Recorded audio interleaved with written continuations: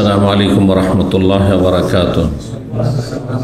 إن الحمد لله نحمده ونستعينه ونستغفره ونعوذ بالله من شرور أنفسنا ومن سيئات أعمالنا. من يهده الله فلا مضل له ومن يضلل فلا هادي له، وأشهد أن لا إله إلا الله وحده لا شريك له، وأشهد أن محمدا عبده ورسوله صلى الله تعالى عليه وعلى آله وصحبه وسلم تسليما كثيرا. أما بعد، فقد قال الإمام البخاري رحمه الله تعالى: باب لا طلاق قبل نكاح، وقول الله تعالى: يا أيها الذين آمنوا إذا نكحتم المؤمنات ثم طلقتموهن من قبل أن تمسوهن فما لكم عليهن من عدة تعتدونها فمتعوهن وسرحوهن سراحا جميلا. وقال ابن عباس رضي الله تعالى عنهما: جعل الله الطلاق بعد النكاح. ويروى في ذلك عن علي وسعيد بن المسيب وعروة بن الزبير وأبي بكر بن عبد الرحمن وعبيد الله بن عبد الله بن عتبة وآبان بن عثمان وعلي بن الحسين والشري وسعيد بن جبير والقاسم وسالم وطاووس والحسن وإكرمة وعطاء وعمر بن سعد وجابر بن زيد ونافع بن جبير ومحمد بن كعب وسليمان بن يسار ومجاهد والقاسم بن عبد الرحمن وعمر بن হারিম والشعبي أنها لا تطلق। সম্মানিত ভাতৃমণ্ডলী, আল্লাহ রাব্বুল আলামিনের প্রশংসা এবং প্রিয় নবী সাল্লাল্লাহু আলাইহি সাল্লামের উপর সালাত ও সালামের পর আজ মঙ্গলবার 28শে জিলহজ 1446 হিজরি মোতাবেক 24শে জুন 2025 আমাদের ধারাবাহিক আলোচনা সহিহুল বুখারী তালাকের পর্ব নম্বর 5। ইমাম বুখারীর এই তালাক পর্বের অধ্যায় নম্বর 9। বিষয়বস্তু বলছেন এ অধ্যায়ে বাবুন, এ অধ্যায় হচ্ছে লা তালাক কাবলা নিকাহ, বিবাহর আগে তালাক হয় না। বিবাহর আগে তালাক হয় না। কোনো মহিলাকে যদি বেগানা মহিলা এখনো বিয়ে করেনি বলে তোমাকে তালাক থাকলো, আর তারপরে বিয়ে করলো, ধরেন তালাক হয়ে যাবে? তালাক হবে না, কারণ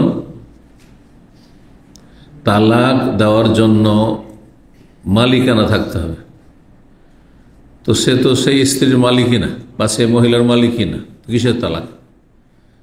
যেমন কেউ যদি বলে যে তোমাকে 1000 টাকা দান করে দিলাম, ঠিক আছে, আর ওর ব্যাংকও নেই, পকেটও নেই, কিছুই নেই, কোথায় দান হবে? আচ্ছা, টাকার জিনিসটা বুঝতে একটু অসুবিধা হবে না, হ্যাঁ, ভাববেন যে হয়তো ম্যানেজ করে দিবে। বলে যে এই ইসলামী সেন্টারটা তোমাকে দান করে দিলাম, আপনার কেউ যদি বলে বা আমি বলি, দান হবে? কেন দান হবে না? আমার নিজের সম্পদ নয়, মেয়ের মালিকই না, বুঝতে পেরেছেন? তো যখন কোন স্ত্রীর সে মালিক হতে পারেনি, হ্যাঁ মানে স্বামী হতে পারেনি, তালাক কিসের আবার? ইমাম বুখারী তাই বলছে লা তালাকা ক্বাবলা নিকাহ, বিয়ের আগে তালাক হয় না। দলিল কোরআন কারীমের স্পষ্ট আয়াত, সূরা আহজাবের আয়াত নম্বর 49। আল্লাহ ইরশাদ করছেন, ইয়া আইয়ুহাল্লাযীনা আমানু, হে ঈমানদারগণ, ইযা নাকাহতুমুল মুমিনাত, যখন তোমরা বিবাহ করবে কোন মুমিন নারীকে, বা তোমরা বিয়ে করবে মুমিন নারীদেরকে, সুম্মা তাল্লাকতুহুন্না, অতঃপর তাদেরকে তালাক দেবে। তাহলে তোমরা বিয়ে করবে, আল্লাহ বললেন, তারপরে তালাক দেবে, বিয়ের আগে তালাক হয় না।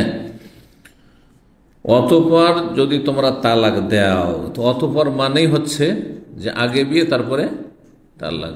বিয়ে হয়নি তাহলে তালাকের প্রশ্নে উঠে না। সুম্মা তাল্লাকতুমুহুন্না মিন ক্বাবলি আন তামাসসুহুন্না, অতঃপর যদি তাদেরকে তালাক দাও, মানে বিয়ে করার পরে যদি তালাক দাও, তাদেরকে স্পর্শ করার পূর্বে, মানে তাদের সাথে সহবাসের পূর্বে। কোনো ব্যক্তি যদি কাউকে বিয়ে করে, বিয়ে করার পরে তার সাথে নির্জনতা হয়নি, সহবাস হয়নি, আর তালাক দিয়ে দেয়। অনেক সময় ইজাব কবুল হয়েছে, বিয়ের মজলিসে তালাক, ঝগড়া লেগে গেল, তালাক হয়ে যাচ্ছে না? অথবা বিয়ে হইল, ইজাব কবুল হয়েছে, আর তারপরে কোনো দেখা সাক্ষাৎ নেই, মেয়েকে উঠিয়ে নিয়ে আসেনি, নিয়ে আসবে, তালাক। তাহলে আর কোনো ইদ্যত নেই। ইদ্যত কিসের জন্য? ইদ্যতের বিভিন্ন হিকমত রয়েছে।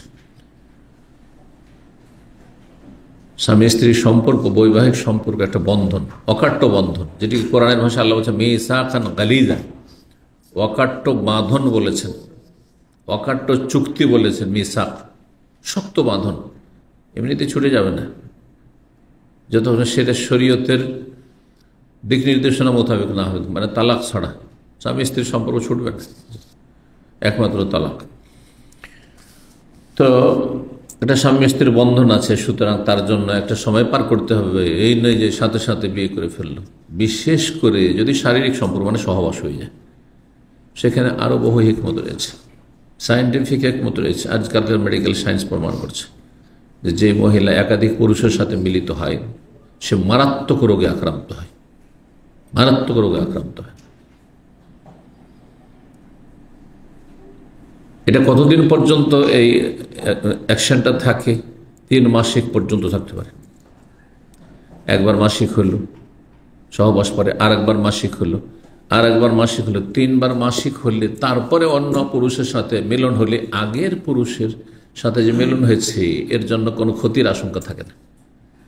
14 বছর আগে ইদ্যত আল্লাহ রাব্বুল আলামিন 3 মাসিক, ওয়াল মুতাল্লাকাতু ইয়াতারাব্বাসনা বিআনফুসিহিন্না সালাসাতু কুরু, তালাক প্রাপ্তরা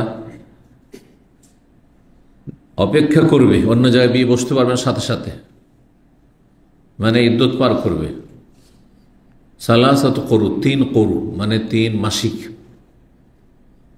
3 মাসিক। কারণ 3 মাসিক না হয়ে একটা মাসিকও যদি হয় তবুও সেখানে ক্ষতির আশঙ্কা থাকতে পারে।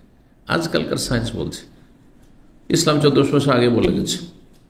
জি, কিন্তু যদি শারীরিক সম্পর্ক না হয় তাহলে এক তো তাদের মিল মহব্বত তেমন হয়নি, দেখা সাক্ষাৎই নেই, বিয়ে হয়েছে হয়েছে, তারপরে শারীরিক সম্পর্ক নেই, দাঁড়িয়ে কেন বসে? তো এই জন্য কোনো ইদ্যত নেই, অর্থাৎ বিয়ে হওয়ার সাথে সাথে যদি তালাক হয়ে যায়, সহবাস না হয়, তাহলে কোনো ইদ্যত পার করতে হবে, সাথে সাথে বিয়ে দেওয়া যাবে, সাথে সাথে বিয়ে দেওয়া যাবে। কিন্তু যতক্ষণ বিয়ের বন্ধনে আছে ততক্ষণ পর্যন্ত বিয়ের কোথাও চুক্তি করা যাবে না, আমরা তালাক করছি তুমি ঠিক থাকো বিয়ের জন্য, না, কোনো কথা বলা যাবে না। এটি আরেকটি মাসলা, কারণ অনেকেই অন্যায়গুলি করে ফেলে। তালাকের পরিস্থিতি তৈরি হয়েছে, আগে একটা জামাই রেডি করেছে, তুমি রেডি থাকলে তালাক করে নিচ্ছে, জাহিজনের কথা বলা এরকম। পরের বিবাহ বন্ধনে আছে, তার সম্পর্কে কথা বলছেন আপনি, মেয়ের বাবা অথবা মেয়ের ভাই, তুমি বিয়ে করবে আমার বোনকে, আমার মেয়েকে, ও তো আরেকজনের স্ত্রী আছে। তালাক হওয়ার পরে কথা শুরু করতে হবে। আল্লাহ হারাম করেছেন, সূরা বাকারাতে এমন আয়াত রয়েছে। কারণ এটি অন্যের ওপর, অন্যের অধিকার হকের উপর হস্তক্ষেপ, হানা দেওয়া, আক্রমণ করে, এটা অন্যের স্ত্রী। তো বলছেন যদি তালাক দাও বিয়ে করার পরে, কিন্তু মিন কাবিলা আন তামাসসুহুন্না, তালাক দেওয়ার সময় তাদেরকে স্পর্শ করেনি, মানে সহবাস হয়নি। ফামা লাকুম আলাইহিন্না মিন ইদ্দাতিন, তাহলে তোমাদের জন্য তাদের ক্ষেত্রে, মানে তাদের ওপর কোনো ইদ্যত নেই, মানে ওই মহিলাকে ইদ্যত পার করা লাগবে না। 3 মাসিক অথবা মাসিক না হলে 3 মাস, পেটে বাচ্চা থাকলে বাচ্চা ভূমিষ্ঠ হওয়া পর্যন্ত ইদ্যত নেই। কিন্তু পেটে বাচ্চা এসছে তো সহবাস হয়েছে, তাহলে সেই ক্ষেত্রে তো ইদ্যত আছে, কারণ সহবাস তো হয়েছে, তাহলে কোথায় পেটের বাচ্চা আসবে? তাহলে 3 মাসিক অথবা 3 মাস। 3 মাস কখন? যেই মহিলার মাসিক হয় না, হয় নাবালিকা, মাসিক শুরুই হয়নি, এমন মেয়ের তালাকের পরিস্থিতি হয়েছে, অথবা এমন বয়সে পৌঁছে গেছে সে মহিলা যে মাসিক বন্ধ হয়ে গেছে, 45-50-এ গেলে মাসিক বন্ধ হয়ে যায় মহিলাদের, তারপরে যদি তালাক হয়, অথবা কোনো রোগের কারণে মাসিকই হয় না, হতে পারে। ফামা লাকুম আলাইহিন্না মিন ইদ্দাতিন তাতাদ্দুনাহা, সুতরাং তোমাদের জন্য আলাইহিন্না, তাদের ওপর কোনো ইদ্যতের দায়িত্ব নেই, যে ইদ্যত পালন করতে হবে সে মহিলাদের।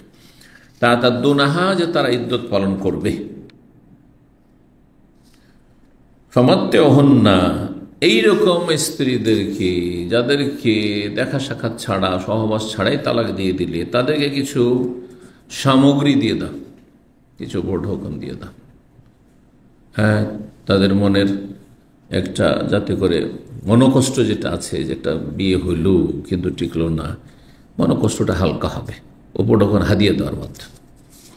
ওয়াসাররিহুন্না সারাহান জামিলা, এবং তাদেরকে বিদায় করে দাও উত্তম পন্থায়, ভালো আচরণের সাথে। জি, সূরা আহজাব আয়াত নম্বর 49। এই আয়াত নিয়েছেন ইমাম বুখারী কিসের জন্য? যে আল্লাহ আগে কি বলছেন, তোমরা যখন বিয়ে করবে তারপরে তালাক দেবে। তাহলে বুঝে গেল আগে বিয়ে তারপরে তালাক। বিয়ের আগে যদি কোনো মহিলা কেউ বলে যে তোমাকে তালাক থাকলো, তালাক হবে না, তারপরে বিয়ে করলো তালাক হবে না। আব্দুল্লাহ বিন আব্বাস রাদিয়াল্লাহু তাআলা আনহু বলেন, এই আয়াতের তাফসীর করতে গিয়ে, জাআলাল্লাহু তালাক বাদান নিকাহ, আল্লাহ তালাক নির্ধারণ করেছেন নিকাহর পরে, বিয়ের পরে। বিয়ের আগে তালাকের প্রশ্নে ওঠে না। এই মর্মে অনেক সাহাবী তাবেঈনদের মত এখানে ইমাম বুখারী রাহিমাহুল্লাহ উল্লেখ করেছেন। ওই উরওয়া বর্ণনা করা হয়েছে মর্মে ফিজালিকা, মানে এই বিষয়ে তারা একমত, এই বিষয়ে যে বিয়ের আগে তালাক হয় না। আলী রাদিয়াল্লাহু তাআলা আনহু থেকে, সাইদের মোসে প্রখ্যাত সবচেয়ে বড় তাবেঈ থেকে উরওয়া বিন জুবাইর, যে সাহাবীর ছেলে, হ্যাঁ, এবং আবু বকর সিদ্দিক রাদিয়াল্লাহু আনহু, তার থেকে তাবেঈ আবু বকর ইবনে আব্দুর রহমান, বড় যে 7 জন ফুকাহা ছিলেন মদিনার, তার অন্যতম। উবাইদুল্লাহ বিন আব্দুল্লাহ বিন উতবা বিন মাসউদ, তিনিও 7 জন ফুকাহার অন্যতম মদিনার তাবেঈনদের যুগে 7 জন বড় ইমাম আলেম ছিলেন, ফুকাহে সাবা তাদের বলা হয়তো। আবান বিন উসমান, তিনিও বড় ফাকিহ তাবেঈ ছিলেন। আলী ইবনে হুসাইন জাইনুল আবেদিন, যাকে বলা হয়, আমাদের দেশের লোকেরা বিকৃতি করে জাইনুল আবেদিন নামটা। জাইনুল আবেদিন মানে ইবাদতকারীদের অলংকার, সাজ। আমাদের লোকেরা কি করে, বিকৃতি করে জয়নাল আবদিন। আবদিন কোনো নাম নেই, জাইনুল আবেদিন, আবেদের বহুবচন আবেদিন। নাম রাখবেন শুদ্ধ, বলবেন শুদ্ধ। তারপরে ইমাম শোরাই কাজী, তিনি তাবেঈ কাজী ছিলেন। সাঈদ ইবনে জুবাইর প্রখ্যাত তাবেঈ। কাসিম বিন মোহাম্মদ বিন আবু বকর সিদ্দিক রাদিয়াল্লাহু তাআলা আনহুর ছেলের ঘরের নাতি, পোতা। সালেম বিন আব্দুল্লাহ বিন ওমর, হ্যাঁ, প্রখ্যাত তাবেঈ, তিনি মদিনার বড় ইমাম ছিলেন তাবেঈদের মধ্যে। তাউস বিন কায়সান তাবেঈ। হাসান বসরি তাবেঈ। ইকরামা তাবেঈ। আর তারপরে আতা তাবেঈ, মক্কায় থাকতেন তিনি। আমির ইবনে সাদ, জাবের ইবনে যায়েদ, নাফি ইবনে জুবাইর, মুহাম্মদ ইবনে কাব আল কুরাজি, সুলাইমান ইবনে আসার। জি, সুলাইমান, 7 জন মদিনার ফুকাহা যে তাবেঈনদের, তাদের অন্যতম একজন। সুলাইমান ও খারিজা, ইযা কিলা মান ফিল ইলমি সাবআতু আবহুরি রিওয়ায়াতুহুম লাইসাত আনিল হাক্কি খারিজা ফাকুল হুম উবাইদুল্লাহ, উরওয়াতু, কাসিম, সাঈদুন, আবু বকর, সুলাইমান ও খারিজা। তো তারপরে বলছেন কাসিম বিন আব্দুর রহমান, আমর ইবনে হারেম, ইমাম শাফিঈ, এরা সকলে বলছেন কি, আন্নাহা লা তাতলুকু, বিয়ের আগে কোনো মহিলাকে তালাক বললে তালাক হবে না, বিয়ে করার পরে তালাক দিতে পারে। 10 নম্বর অধ্যায় বলছেন, বাবুন, এই অধ্যায় হচ্ছে ইযা ক্বালা লিমরাতিহি ওয়া মুকরাহ হাযিহি উখতি ফালা শাইআ আলাইহি, কোন পুরুষ যদি তার স্ত্রী সম্পর্কে বলে বা স্ত্রীকে সম্বোধন করে বলে, ওয়া মুকরাহ, নিরুপায় অবস্থায়, তাকে বাধ্য করা হচ্ছে। ওয়া মুকরাহ মানে সে বাধ্য, তাকে বাধ্য করা হচ্ছে কি, যে তুমি বোন বলো, মা বলো। যদি কোনো জায়গায় এরকম হয়, অথবা নিজের জীবন বাঁচাবার জন্য, এটা কে বলছে, আমার বোন, তার জীবন বেঁচে যাবে, কিন্তু আমার স্ত্রী বললে হয়তো খুন করে দেবে। যেমন ইব্রাহিম আলাইহিস সালামের সাথে এরকম ঘটনা ঘটেছিল জালিম শাসকের, সেই ঘটনার দিকে ইঙ্গিত করেছেন। স্ত্রীকে এক কথায় যদি বোন বলে, এমনি তো দিনী বোন আছেই, কিন্তু যেহেতু স্ত্রী, এমনিতে স্বাভাবিক বলবে না দিনী না, বোন বলবে না, যেটা আমার বোন। নিরুপায় হলে বললে অসুবিধা নেই, যেখানে ক্ষতির আশঙ্কা আছে, ক্ষতি থেকে বাঁচার জন্য অথবা বাধ্য করা হচ্ছে, মাও যদি স্ত্রীকে বলে দেয়। কিন্তু অনেক মূর্খ গ্রামে গঞ্জে আছে, এত বদচরিত্রের ওরা, বদচরিত্রের। জানি না আপনারা জানেন কিনা, এরকম লোক শুনেছেন কিনা, কিন্তু আমি ছোটকালে মনে পড়ছে খুব।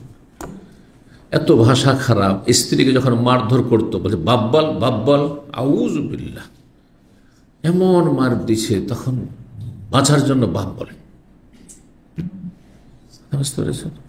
নিরুপায় বলছে, অসুবিধা নেই, কিন্তু এ জালেম গুনাহগার।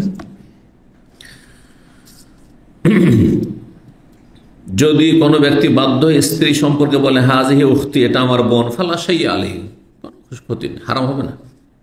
বোন হারাম, তুমি বোন বানিয়ে দিলে, মা হারাম, তুমি মা বলে দিলে তো হারাম হবে না। জীবন বাঁচানোর জন্য, ক্ষতি থেকে বাঁচার জন্য নিরুপায় হয়ে বলতে বাধ্য করা হয়েছে। কালান নবী সাল্লাল্লাহু আলাইহি ওয়াসাল্লাম, নবী সাল্লাল্লাহু আলাইহি ওয়াসাল্লাম বলেন, এর দলিল বড় হাদিস, তার একটা অংশ শুধু নেই। কালা ইব্রাহিম ইব্রাহিম আলাইহিস সালাতু সালাম খলিলুল্লাহ, তিনি তার স্ত্রী সারা সম্পর্কে বলেছিলেন যখন তাকে জিজ্ঞাসা করা হল কে, হাজি উখতি, এটা আমার বোন। এবং স্ত্রীকে বলেছেন, দেখো এখনই তোমাকে এই জালেম শাসকের দরবারে উঠিয়ে নিয়ে যাওয়া হচ্ছে, আর এই জালেম শাসক যদি কোনো সুন্দরী রমণী দেখতে পায় কোথাও, তাহলে সে তার সাথে কুকাজ করার জন্য তাকে উঠিয়ে নিয়ে যায়। আর যদি জানে যে তার সাথে তার বাবা আছে অথবা ভাই আছে, তাহলে তো সম্মানিত করে, যেটা শালক হইলো অথবা শ্বশুর হইলো। কিন্তু যদি ওই জন্য আমি হাজব্যান্ড, স্বামী, হাজব্যান্ড থাকতে আমি কি করে করবো, তখন ওকে আগে খুন করতো। তাহলে যদি জানতে পারে যে আমি স্বামী, তাহলে আমাকে আগে খুন করবে জালেম শাসক। তো যখন তিনি হিজরত করছিলেন, হিজরত করে ইরাক থেকে যখন শাম দেশে গিয়েছিলেন, ফিলিস্তিনে গিয়েছিলেন, ইব্রাহিম আলাইহিস সালামের বাড়ি, আসল বাড়ি কোথায় ছিল? ইরাকে ছিল, ব্যাবিলন।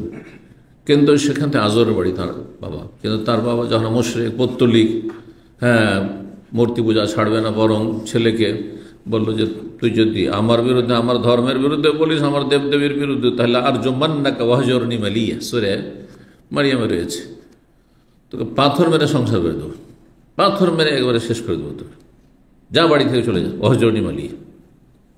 বাড়ি থেকে বেরিয়ে গেলেন। তিনজনের কাফের, তিনজন শুধু মুমিন, গোটা দেশ কাফের ইরাক। ইব্রাহিম আলাইহিস সালাম, তার স্ত্রী সারা এবং ভাতিজা লূত আলাইহিস সালাম, জি। তো তারপরে গেলেন কোথায়? শাম দেশ, মানে শাম দেশের একটা মোবারক অংশ, বিশেষ করে ফিলিস্তিন, প্যালেস্টাইন, সেখানে। এই জন্য তারপরে ইব্রাহিম আলাইহিস সালামের বংশধর দেখা যায় যে এই ফিলিস্তিনের সাথে সম্পর্ক। ইব্রাহিম আলাইহিস সালামের ছেলে ইসমাইলকে মক্কা রেখে গেলেন, কিন্তু ইসহাকের ছেলে ইয়াকুব, ইয়াকুবের ছেলে ইউসুফ, কিন্তু ইউসুফ আর মিসরে গেলেন। ওর ইতিহাস বলে যে ইউসুফ আলাইহিস সালামকে যখন কূপে ফেলা হলো, আর কীভাবে তিনি মিসরে পৌঁছলেন, ওই কূপ থেকে উঠে আল্লাহ মিসরে পৌঁছালেন। কিন্তু মিসরও ইউসুফ আলাইহিস সালামের দেশ না, আর ইব্রাহিম আলাইহিস সালামের দেশ, আসল দেশ বা তার ছেলেদের দেশ। ছেলেরা তো পরে ওখানে গিয়ে হলো, সেটা শাম দেশ, ফিলিস্তিন ছিল না, কি ছিল? আসল ছিল ইরাক থেকে শাম, ফিলিস্তিন, প্যালেস্টাইন। প্যালেস্টাইন থেকে ইউসুফ আলাইহিস সালাম কোথায় পৌঁছে গেলেন? আল্লাহ পৌঁছে দিলেন মিসরে। তা এই জন্য মিসর থেকে তারপরে মূসা আলাইহিস সালাম, তখন থেকে শুরু করে মূসা আলাইহিস সালাম বনি ইসরাঈল ওই বংশেরই, ঈসা আলাইহিস সালাম ওই বংশের। তো মূসা আলাইহিস সালামের যুগে তখন ফেরাউন, ওই ফেরাউন যে ফেরাউনের কথা কোরআনে কারিমে রয়েছে, তখন মূসা আলাইহিস সালাম যখন ফেরাউন এবং তার সেনাবাহিনী ধ্বংস হলো, সেখান থেকে তার বংশধরকে, ওই যে ইউসুফ আলাইহিস সালামের যুগে সবটি ভাইকে ওখানে বসবাস শুরু করে দিয়েছে, যে চলে এসো তোমরা এখানে সুখে খাবে, কি কষ্ট করছো ওখানে তোমরা, যা যাবরের জীবনযাপন করছো, কষ্ট করছো। তো ওখানে তো ইউসুফ আলাইহিস সালাম থেকে নিয়ে মূসা আলাইহিস সালাম পর্যন্ত মিসরে, আর তারপরে মিসর থেকে তিহের ময়দান পার করে, লোহিত সাগরের একটা অংশ পার করে তখন যে চলে আসলেন। আসার পরে তখন আবার বাপদাদার মাতৃভূমি ফিলিস্তিনে ফিরে আসলেন। সেখানে লম্বা ঘটনা রয়েছে। সেই বনি ইসরাঈল অবাধ্য জাতি, তারা জালেমদের বিরুদ্ধে জিহাদ করতে চাইছিল না, তার জন্য 40 বছর উদ্ভ্রান্ত হয়ে তিহের ময়দানে ঘুরে বেড়াতে হলো। তারপরে আল্লাহর রহমত হলো, আর তারপরে তখন আল্লাহ তাদের নসিব করেছেন। কোনো জাতি যদি না দাঁড়াবার চেষ্টা করে, তাহলে আল্লাহ কখনো সম্মানিত করবেন না। এখান থেকে মুসলিম জাতিকে শিক্ষা নিতে হবে, নিজেরা দাঁড়াবার চেষ্টা না করলে পরের দ্বারস্থ হইতেই হবে, পরের গোলামি করতেই হবে। আল্লাহ হেফাজত করুন। তো ইব্রাহিম আলাইহিস সালাম তার স্ত্রীকে বলেছিলেন, স্ত্রী সম্পর্কে বলেছিলেন বা স্ত্রীকে বলেছিলেন, তোমাকে যদি জিজ্ঞাসা করে বলবে যে ওটা আমার ভাই, আর আমাকে জিজ্ঞাসা করলে আমি বলবো যে তুমি আমার বোন। ওয়ান্তে উখতি ফিল ইসলাম, সেই বুখারী আরেক জায়গায় লম্বা হাদিস আছে। আর তুমি আমার দ্বীনী বোন, ইসলামের বোন। তো এই অর্থে কোনো সময় যদি মানুষ প্রয়োজন মনে করে যে দ্বীনী বোন, তো অসুবিধা, ইন্নামাল মুমিনুনা ইখওয়া, মুমিনরা পরস্পর ভাই বোন। কিন্তু যখন তখন স্ত্রীকে বলবে হ্যাঁ যে বোন, না, এটা বলবে না। এই জন্য বলছেন মুকরাহ, যদি বাধ্য হয়। ওয়াযালিকা ফি যাতিল্লাহি আযওয়াজ, এই যে বোন বলেছিলেন তিনি, এটা কোন বিষয়টিকে কেন্দ্র করে বলেছিলেন? হ্যাঁ, আল্লাহর জাতকে কেন্দ্র করে, মানে আল্লাহর যে দ্বীনী সম্পর্ক রয়েছে। জাতিল্লাহ আল্লাহর জন্য বলেছিলেন, মানে আল্লাহর দ্বীনের জন্য যে ধর্মীয় সম্পর্ক, ইমানি সম্পর্ক, এই জন্য বলেছিলেন বোন। 11 নম্বর অধ্যায়, এখানে কোনো হাদিস নিয়ে আসেনি, শুধু ছোট্ট হাদিসের অংশটুকু। তাতে বলছেন বাবু তালাক ফিল ইগলাকি ওয়াল কুরহি ওয়াস সাকরানি ওয়াল মাজনুনি ওয়া আমরিহিমা ওয়াল গালাতি ওয়ান নিসয়ানি ফিত তালাক ওয়াশ শিরকি ওয়া গায়রিহি লিকাউলিন নবী সাল্লাল্লাহু আলাইহি ওয়াসাল্লাম আমালু বিন-নিয়্যাহ ওয়া লিকুল্লি ইমরিইন মা নাওয়া ওয়া তালা শাওবি রাহিমাহুল্লাহ তাআলা রাব্বানা লা তুআখিযনা ইন নাসিনা ওয়া আখতানা। বলছেন ইমাম বুখারী, এই অধ্যায় হচ্ছে আত-তালাক ফিল ইগলাকি ওয়াল কুরহি। ইগলাক মানে কি? আগলাকা ইগলাক মানে বন্ধ করা। আগলাকা ইগলাক মানে কি করা? বন্ধ করা। যেমন আগলেকিল বাব, শুদ্ধ আরবি মানে দরজা বন্ধ করো, বুঝে নেই আরবিটা? আর এই অঞ্চলের একটা আঞ্চলিক আরবি আছে, সাক্কেরিল বাব। সাক্কেরিল বাব না, জি। আর একটা আরবি সুক্কাল বাব, মাতৃভাষা আছে, ওর মানে বন্ধ করা। এসুকুল আজান মানে যখন প্রচন্ড বেগে যখন কেউ কোনো আওয়াজ হয়, তখন মানে কানের পর্দা ফেটে গেল, আর কান বন্ধ হয়ে গেল, তো ওখান থেকে সুক্কাল বাব। আর সাক্কারা মানে বন্ধ করা, হ্যাঁ, সুক্কেরা তাবসারো না। এই জন্য শুকুর মানে নেশাগ্রস্ত হয়, কারণ নেশাগ্রস্ত হলে মানুষের বিবেকটা যেন কি হয়ে যায়, তালা বন্ধ হয়ে যায়, বিবেকহীন হয়ে যায়। ওখান থেকে নেশাগ্রস্ত ব্যক্তিকে সাকরান বলা হয়। তো নেশাগ্রস্ত অবস্থায় সালাতের কাছে যাবে না। তো সাক্রিল বাব মানে বন্ধ করা। নেশাখোর মদ খেলে যেমন কি হয়ে যায়, বিবেক বন্ধ হয়ে গেছে, তার কাজ করেন না, ঠিক তেমনই এখানেও দরজা বন্ধ। বল সুকিরাত আবসারনা, আমাদের দৃষ্টিতে কি পড়ে গেছে, পর্দা পড়ে গেছে, মানে বন্ধ হয়ে গেছে, যে বন্ধ হওয়ার অর্থ ওইটা সাক্রিল। তাহলে এটাও শুদ্ধ আরবি, কোরআনে এই শব্দ ব্যবহার হয়েছে। অনেকে মনে করেন সাক্রিল বাব, যাদের ওইরকম মানে আরবির ওপর গভীরতা নেই, এটা মনে হয় মাতৃভাষা, একবার আঞ্চলিক ভাষা না, শুদ্ধ ভাষা করার সুকিরাত আবসারনা। তো এখানে সাক্রিল বাব, কিন্তু যেটা প্রসিদ্ধ আরবি সেটা হচ্ছে আগলেকিল বাব। জাল বাব মোগলাক মানে দরজা বন্ধ। বাবু তালাক ফিল ইগলাক, এই অধ্যায় হচ্ছে মস্তিষ্ক বন্ধ থাকা অবস্থায় তালাক। এটা শাব্দিক অর্থ। তাহলে আমি শাব্দিক অর্থ থেকে ব্যবহারিক অর্থে নিয়ে যাচ্ছি, যে অর্থে এখানে প্রয়োগ করা হয়েছে, যাতে বুঝতে সুবিধা হয় যে ইগলাক কেন বলা হয়েছে। হাদিসে এসেছে লা তালাকা ফি ইগলাক, যখন মানুষের বিবেক একেবারে তালাবদ্ধ হয়ে আছে, এই অবস্থায় তালাক নেই। তাহলে এটা কি? কে বলছেন ব্যাখ্যায়, প্রচন্ড রাগের সময়, এমন রাগ যে হুঁশ হারিয়ে ফেলেছে, কি বলছে কি করছে বোঝে না কিছু, এই অবস্থায় শুধু রাগ নয়। কারণ আজকাল কিছু মানুষরা ভুল বুঝে যে রাগের অবস্থায় তালাক হয় না, এটা একেবারে ভুল কথা। এই জন্য আলমার বলছে রাগের 3টা স্টেপ রয়েছে, স্তর রয়েছে। রাগ 3 ভাগে বিভক্ত, 3টা স্তর বলেন অথবা 3 ভাগে বিভক্ত বলেন। একটা হচ্ছে স্বাভাবিক রাগ, নর্মাল রাগ, একটু কোনো মনের উল্টা দেখলাম, এটাও তো রাগ, বিরক্তি প্রকাশ করা, রাগ না, হালকা রাগ, এটা ফার্স্ট স্টেপ, প্রথম ধাপ। আর একটা হচ্ছে মাঝামাঝি রাগ, ঝগড়া তর্ক রাগারাগি চলছে, স্বামী স্ত্রীতে হোক অথবা অন্য কারোর সাথে হোক, কিন্তু সব বুঝছেন যে আমি কি বলছি আর সে আমাকে কি বললো, সে গাল দিল, সব তার চাইতে বেশি আমি শক্ত করে গাল দেবো, সে আমাকে মারতে আসছে, আমি তাকে মারতে যাচ্ছি, করছেন না? একে বলতে পারবে যে আমি বুঝি না যে কি করছেন না করছেন, সব বুঝছে, ঠিক কিনা? এই অবস্থায়ও যদি তালাক দেয়, তালাক হয়ে যাবে এই দুটো অবস্থায়। দ্বিতীয় ধাপ কিসের? রাগের, দ্বিতীয় প্রকারের রাগ। তৃতীয় রাগ এমন রাগ যে কিছুই বুঝে না, কি যা মুখে আসে তাই বলে চলে যাচ্ছে, এবং বোধ শক্তি হারিয়ে ফেলেছে, নিজেকে মোটে আর নিজের আয়ত্তে রাখতে পারে, কন্ট্রোলে রাখতে পারে, আউট অফ কন্ট্রোল, হোঁশ হারিয়ে গেছে।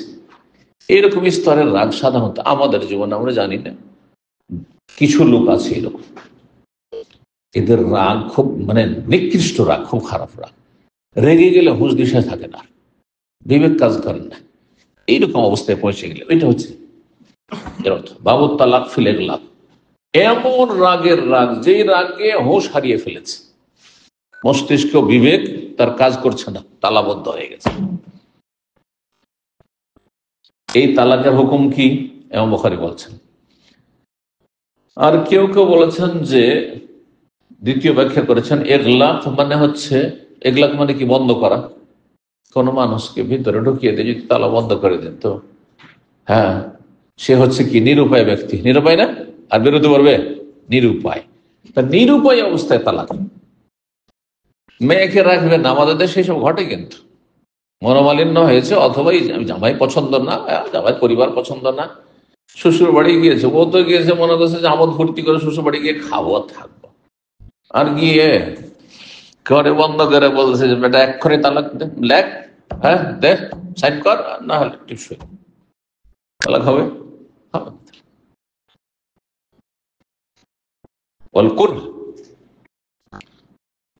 যদি এই অর্থ নেওয়া হয়, যেমন কিছু ভাষ্যকারা বলেছে এই অর্থ হইতে পারে, তাহলে ওয়াল কুরহ তার প্রতিশব্দ, এই জন্য আগের অর্থটি নেওয়াটা এখানে বেশি যুক্তিসঙ্গত।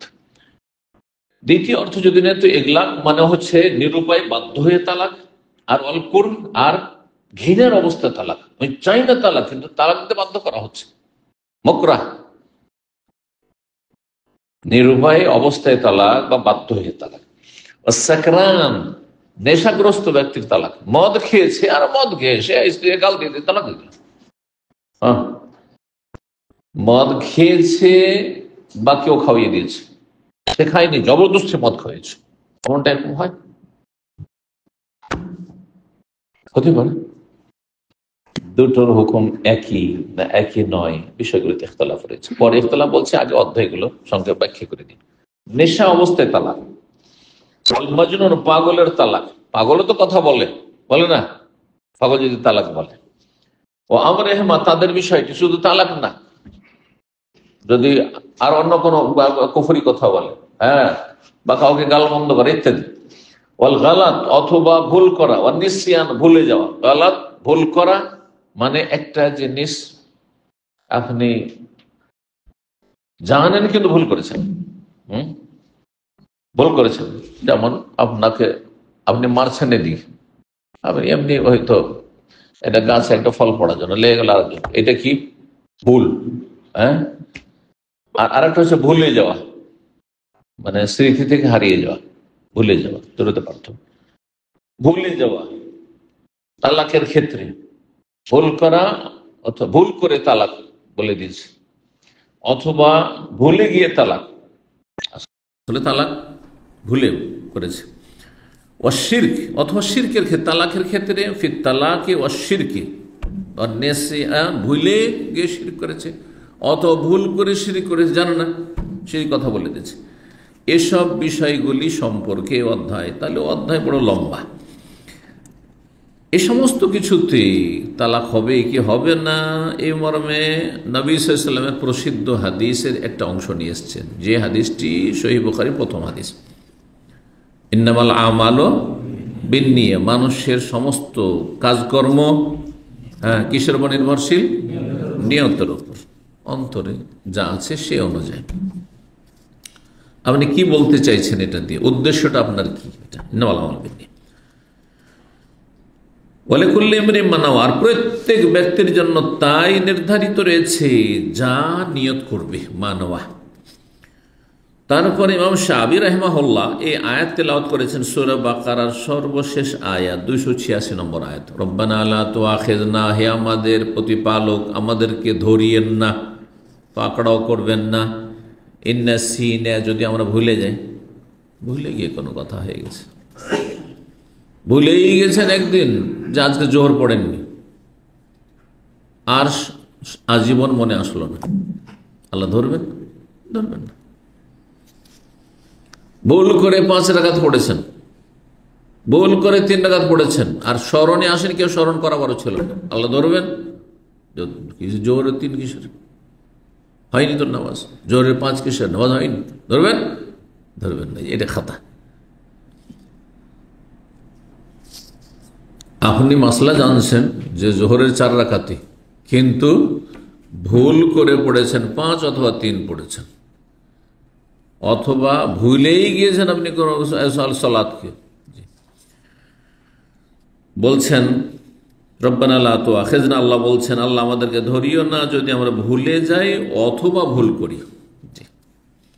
তারপরে অধ্যায় অনেক লম্বা রয়েছে, আর অধ্যায় অনেক মাসাইল রয়েছে, এই জন্য একটু তাড়াতাড়ি করি। ওমা লা ইয়াজুজু মিন ইকরারিল মুওয়াসওয়িস, আর ইমাম বুখারী রাহিমাহুল্লাহ বলছেন যে যা কার্যকর হবে না, যা জায়েজ হবে না, মানে বাস্তবায়ন হবে না, কার্যকর হবে না, এই শব্দটি বাংলা বললে বেশি ভালো। যা কার্যকর হবে না, কি? মিন ইকরারিল মুওয়াসওয়িস, ওয়াসওয়াসাগ্রস্ত ব্যক্তি, কুমন্ত্রণাগ্রস্ত ব্যক্তির অঙ্গীকার। যার ওয়াসওয়াসা, কোনো কিছু হয়নি তো আমার কিছু হয়ে গেছে, ভুল হয়নি ভুল হয়ে গেছে। সালাতের ক্ষেত্রে ওয়াসওয়াসা, উজুর ক্ষেত্রে ওয়াসওয়াসা। ওয়াসওয়াসার রোগীকে দেখেছি একজন উজু করতে সুবহানাল্লাহ বারবার করে উজু করছে, বারবার করে উজু করছে, আধা ঘন্টা বাথরুমে গিয়ে আধা ঘন্টা থেকে যাচ্ছে, বারবার করে ধুইতে আছে। একজনকে কিছুদিন আগেই শেখ সুবহানাল্লাহ শফাদিক থাকে, রিয়াজ থেকে এসেছিলেন, আমার কথা শুনেছেন খুব, হ্যাঁ, বিভিন্ন শেখদের কাছে। একসময় ধর্ম মন্ত্রণালয়ে তিনি দায়ী হিসেবে চাকরি করেছেন, আল্লাহু আকবার। কিন্তু ওয়াসওয়াসার রোগে আক্রান্ত। উনি ওখান থেকে এসেছেন, তার কোনো আত্মীয় বাড়ি খবরে, সেখান থেকে আমার সাথে যোগাযোগ করে আমার নাম শুধু শুনেছি যে বাংলা একজন দায়ী সৌদি আরব আছে, দেখা করতে চলেছে। জোহর পড়লে আমার সাথে পাশে জোহর পড়ে আমি তো বিরক্ত হয়ে গেলাম। জোহর পড়ে বারবার করে একটা কাজ তিনি করছেন, বারবার করে একটা কাজ করছেন।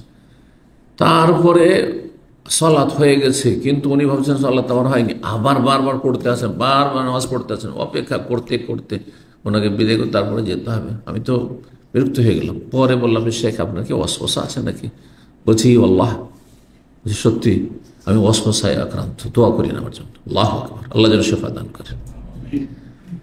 তো আল্লাহর যে নিয়ামত, যে আল্লাহ সুস্থ মস্তিষ্ক দিয়েছেন, ওয়াসওয়াসা মুক্ত রেখেছেন, হ্যাঁ, এগুলো বিরাট নিয়ামত। যার ওয়াসওয়াসা আছে, কোনো কিছু হয়নি বাড়িতে, তারপর হয়ে গেছে, সব কিছু সম্পর্কে নেগেটিভ চিন্তা করে, স্ত্রী আমার খারাপ, স্ত্রী আমার নষ্ট, আউযুবিল্লাহ, কিছুই নেই, দিন দুনিয়া সব একবার সর্বনাশ। তা আল্লাহ যে কত নিয়ামত আমাদেরকে দিয়ে রেখেছেন, বলুন আলহামদুলিল্লাহ। রোগী না দেখলে আল্লাহর শুকরিয়া অনেক আদায় করবে না, রোগীকে দেখেও আদায় করে না, কিন্তু আল্লাহ শুকরিয়া আদায় করুন যে আল্লাহ কত ভালো রেখেছেন, কত নিয়ামত দিয়ে রেখেছেন। তো যদি কোনো ওয়াসওয়াসাগ্রস্ত ব্যক্তি বা বলেন কুমন্ত্রণাগ্রস্ত ব্যক্তি যে ওয়াসওয়াসার রোগে আক্রান্ত, সে যদি অঙ্গীকার করে ওয়াসওয়াসা এমনিতে না, আমি নাউযুবিল্লাহ আমি মদ খেয়েছি, বলেন হ্যাঁ মদ খোর, না আমি ব্যভিচারে লিপ্ত হয়েছি, বলেন ব্যভিচারকারী, না, কার্যকর হবে না, যেহেতু সে রোগী। জি, ওয়াকাল নবী সাল্লাল্লাহু আলাইহি ওয়াসাল্লাম, দলিল বলছেন। এখন নবী সাল্লাল্লাহু আলাইহি ওয়াসাল্লাম বলেছেন ওই ব্যক্তিকে, ওই সাহাবীকে বলেছেন, মাইজ বিন মালিক আসলামী রাদিয়াল্লাহু তাআলা আনহুকে, যিনি নিজের ক্ষেত্রে অঙ্গীকার করেছিলেন যে ইয়া রাসূলুল্লাহ জানাইতু, আমি ব্যভিচারে লিপ্ত হয়েছি, আসাবতু হাদ্দান, আমি আল্লাহর দণ্ডবিধানের শাস্তি যোগ্য হয়ে গেছে, এখানে পৌঁছে গেছি অপরাধ করে। রাসূলুল্লাহ সাল্লাল্লাহু আলাইহি ওয়াসাল্লাম 4 বার করে মুখ ফিরিয়ে নিচ্ছেন, 4 বার করে মুখ ফিরিয়ে নিচ্ছেন। প্রথম বললেন, কি তুমি মদ খেয়েছো নাকি, নেশা করেছো নাকি? বলছেন না। আবেকা জনন, কি তুমি পাগল হয়ে গেছো নাকি? কনফার্ম হচ্ছেন, যাতে না হয় একটা পাগলকে আমি রজম করে দিলাম। হ্যাঁ, তাহলে কোনো কথা কেউ যদি এসে বলে তাহলে বিশ্বাস করবেন, চট করে দেখতে হবে যে তার বিবেক ঠিক আছে কিনা, সে কোন অবস্থায় আছে, নাকি মদ খেয়ে মাতাল হয়ে এসছে। নবী সাল্লাল্লাহু আলাইহি ওয়াসাল্লাম তাকে বলেছেন, আবেকা জনন, কি তুমি কি পাগল হয়েছো নাকি? নিজে এসে বলবে আমি জেনা করেছি, আমাকে পাক করে নেন, তাহিরনি ইয়া রাসূলুল্লাহ, হ্যাঁ আমাকে রজম করেন।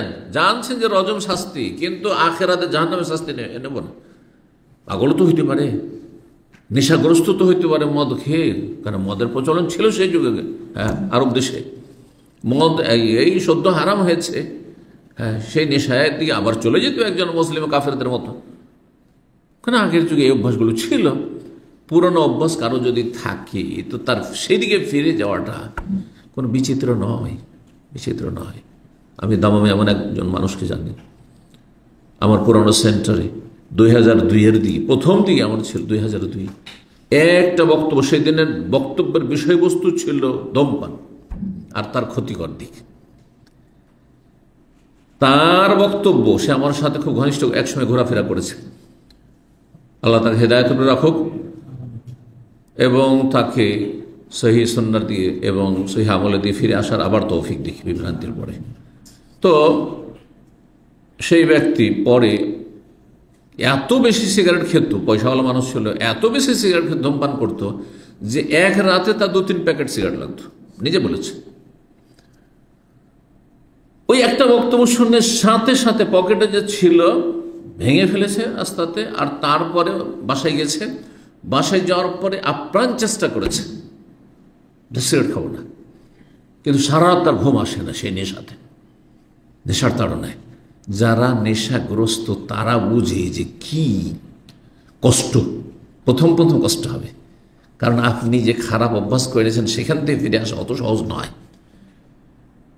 রাত 2-3টের সময় বলছে, পাশে পাকিস্তানি এক থাকতো আমার রুমে, পাশের রুমে, তার ঘরে গিয়ে রাত 3টাতে নক করছি দিয়ে, তখন সে তো অবাক হয়ে আতঙ্কিত হয়ে সে দরজা খুলেছে। তো বলছে, তুমি ভাই করিও না, তোমার কাছে একটা সিগারেট আছে? নাউজুবিল্লাহ, নিজে বয়ান করেছে, আল্লাহ হেদায়েত হওয়ার পরে বয়ান করেছে এই ঘটনাগুলি। বলছে হ্যাঁ আছে, একটা সিগারেট দিলেও খেলাম, তারপরে তখন আমার ঘুম আসে। তারপর চিন্তা করলাম, আমিও তওবা করলাম, কে তওবা তো নাসুহা করতে পারলাম না, আবার ফিরে যে গেলাম, আবার শক্ত হইলাম, তওবা করলাম। 5-7 বছর তওবা করে তার তওবা ঠিকই ছিল। তারপরে হঠাৎ করে 5-7 বছর 8 বছর আমার দেখা নেই তার সাথে, তার ইসলামিক সেন্টারে আসা বাদ দিয়েছে যে কোনো কারণে হোক না কেন। তো তারপরে সে দেখি যে একবার হঠাৎ করে দেখা, উমরা করতে এসছে, দেখা এই উমরা অফিসে। তো দেখছি যে মুখ যেমন সিগারেট খোরদের কালো হয়ে থাকে ওইরকম কালো হয়ে আছে, চেহারাটা ওইরকম কালো হয়ে গেছে। তো তারপরে ওরা আশেপাশে যারা প্রতিবেশী তাদের জিজ্ঞাসা করলাম যে তুই সিগারেট খায় নাকি? বলছে এখন খুব সিগারেট খায়, অহরহ সিগারেট খায়। আল্লাহু আকবার। ওই যে একটা নেশা ছিল, যদি ইস্তেকামা দিনের ওপর অবিচল না হন, অটল না হন, তো আবার ফিরে যাওয়ার খুব সম্যক সম্ভাবনা রয়েছে, খুব বেশি সম্ভাবনা রয়েছে, মনে রাখবেন। এই জন্য যারা প্রথম থেকে ফিতরাতের ওপর আছে, ইসলামী ফিতরাতের ওপর, নেচার, ইসলামী নেচারের ওপর আছে, যে পাপের কাছে ধারে কাছে যায়নি, তাদের কাছে পাপ খুবই ঘৃণার। কিন্তু যে একবার গিয়েছে তার সেদিকে ফিরে যাওয়াটা অনেকটা সম্ভব রয়েছে। আল্লাহ হেফাজত করুন। তো নবী সাল্লাল্লাহু আলাইহি ওয়াসাল্লাম ওকে কি বলেছিলেন, তুমি কি পাগল? আলী রাদিয়াল্লাহু তাআলা আনহু, আরেকটি রিওয়ায়াত, আলী রাদিয়াল্লাহু তাআলা আনহু বলছেন, একটি ঘটনা বর্ণনা করছেন। কার? তার চাচা নবী সাল্লাল্লাহু আলাইহি ওয়াসাল্লামের চাচা হামজা ইবনে আব্দুল মুত্তালিব, হামজা রাদিয়াল্লাহু তাআলা, নবী সাল্লাল্লাহু আলাইহি ওয়াসাল্লাম কয় চাচা ইসলাম গ্রহণ করেছিলেন? দুই চাচা, হামজা আর আব্বাস। হামজা আগে ইসলাম গ্রহণ করেছেন এবং হামজা রাদিয়াল্লাহু মক্কায় ওমর রাদিয়াল্লাহু তাআলার মতো প্রভাবশালী ব্যক্তি ছিলেন এবং বীর পুরুষ ছিলেন। যেমন ওমরকে ভয় করত মক্কার কাফেররা, তেমনি হামজাকে খুব ভয় করত, বীর যোদ্ধা মানুষ ছিলেন। ওহদে শহীদ হয়েছেন রাদিয়াল্লাহু তাআলা, সৈয়দুশ শুহাদা, তাকে বলা হয় সৈয়দুশ শুহাদা। জি জি। তো হামজা রাদিয়াল্লাহু তাআলা মক্কায় তো ঘরে ঘরে মদ ছিল সেই সময়, আর মদ হারামও হয়নি, মদিনায় সে নবী সাল্লাল্লাহু মদিনা আসার পরে মদ হারাম হয়েছে। তো হামজা রাদিয়াল্লাহু তাআলা মদ খেয়ে নিয়েছেন, আর মদ খেয়ে নেশাগ্রস্ত হয়েছেন। নেশাগ্রস্ত হওয়ার পরে আলী রাদিয়াল্লাহু তাআলা দুটো স্ত্রী ছিল, দাতা স্ত্রী, যেগুলির বাচ্চা দেবে, এইরকম স্ত্রীকে জবাই করে ফেলেছে। নেশা অবস্থায় মদ খেয়ে ভাতিজার দুটি স্ত্রীকে উঠে গিয়ে জবাই করে ফেলেছে। এই কথা বলছেন আলী রাজা, বলছেন বর্ণনা করে, বাকারা হামজা তো খাওয়াসেরা সারে ফাইয়া, আমার চাচা হামজা রাদিয়াল্লাহু তাআলা আমার দুটো স্ত্রীর পার্শ্ব দেশকে চিরে ফেলেছিল, বিদীর্ণ করেছিল, ফেড়ে দিয়েছিল। পার্শ্ব দেশ যখন কি করতে হয়, পেট থেকে নাড়ি মুড়ি বের করতে হয়, কি করতে হয়, করতে হয় না, পার্শ্ব দেশকে চিরে দিতে হয়, পেটকে চিরে তারপরে তখন নাড়ি মুড়ি বের করত, এই কাজ করেছিলেন, অর্থাৎ জবাই করে দিয়েছিলেন। নবী সাল্লাল্লাহু আলাইহি ওয়াসাল্লাম যখন জানতে পারলেন যে অন্যায় কাজ করেছে আমার চাচি, আলীর ওঠ, নিজের ওঠ নয়, এভাবে জবাই দুটা ওঠকে জবাই করে দিয়েছেন। ফাতাফিকান নবী সাল্লাল্লাহু হামজা, নবী সাল্লাল্লাহু আলাইহি ওয়াসাল্লাম এসে চাচা হামজা রাদিয়াল্লাহু তাআলা আনহুকে ভর্ৎসনা করতে লাগলেন, তিরস্কার করতে লাগলেন, মানে বকাবকি করতে লাগলেন, যেটা মানুষের কাজ হলো, এটা কেমন কাজ হলো, অন্যের স্ত্রীকে এইভাবে জবাই করে দিলেন আপনি বিনা কাজে।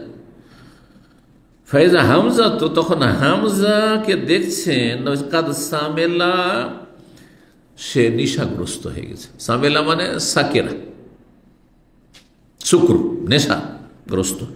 মোহাম্মরাতুন আইনা হো, তার দুই চোখ লাল হয়ে আছে, মদ খেয়ে চোখ দুটো লাল হয়ে রয়েছে।